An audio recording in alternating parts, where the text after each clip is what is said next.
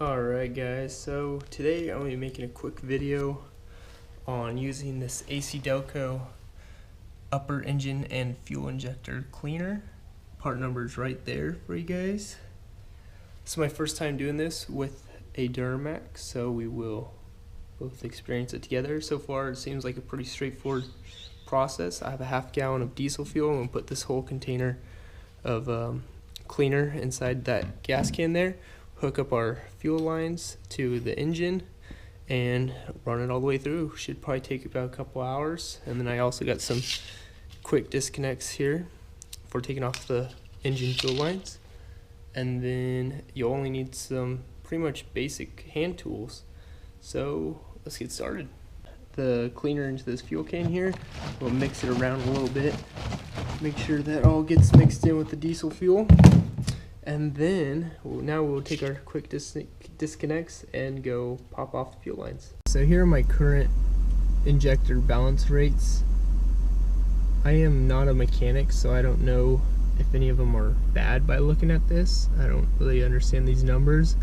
I think this one might have a problem, possibly. I'm not sure. The reason I'm doing this cleaning is as a preventive maintenance. I don't have any other signs of a bad injector. So I'm pretty much just doing this just to prevent replacing my injectors. So I just want to show you guys so you guys could look at it and see, take notes of it, whatever you want to do with these numbers, and then I'll show you again once I'm done doing the cleaning and you can compare those numbers. Alright, so these are the two fuel lines we'll need to get access to here. We'll need to take off this clip, and then use our quick disconnect to push off these two connections here. And then we'll hook up our fuel hose to this end here and use our hose clamps to hold it down. Alright, so here we got the two fuel lines hooked up to the engine's fuel lines here. As you can see, the clamps right there going to the engine, and then your little 3/8 line is your return line, 1/2 inch line is your pickup line. So full of our lines back here, and I've just got our mixture sitting on a chair here. And yeah, so if you do happen to have a lift pump, you will want to make sure you take the fuse out or shut it off, so fuel doesn't come spewing out of this line that runs back to your lift pump or fuel tank. I don't have a lift pump, so I don't have to worry about that, but if you do, just be cautious of that or you'll have a nice mess on your hands. So next step is we need to go and prime our fuel filter here, or our fuel pickup.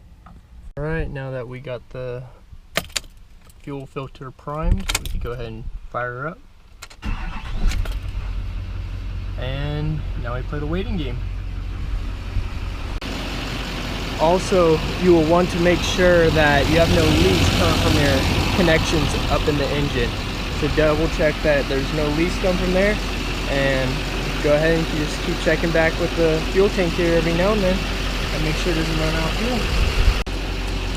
Alright, so came out here, it's been about an hour and 45 minutes, barely a little bit of fuel left. I'm going to kill it here now just because I don't want to starve the truck. But you can see the fuel level there, it's really low. I have it all propped up on some steel here so it gets as much as I can. But I'm going to call it there. I think that's good enough, and we'll go ahead and put it back together. Alright, so here we go. We got our fuel lines back on in there.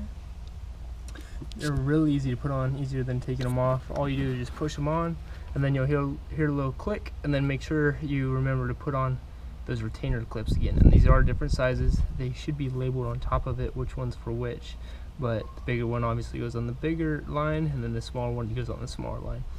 Then I'm going to go ahead and change my fuel filter down here. Just get that done and over with. I'm not sure if it's required to or not, but I decided it's probably a good idea to, just because we've been running some weird stuff in it. And then we'll go ahead, prime it again. We'll fire up and check those balance rates and see what they're at. Alright, I'll see you in a minute.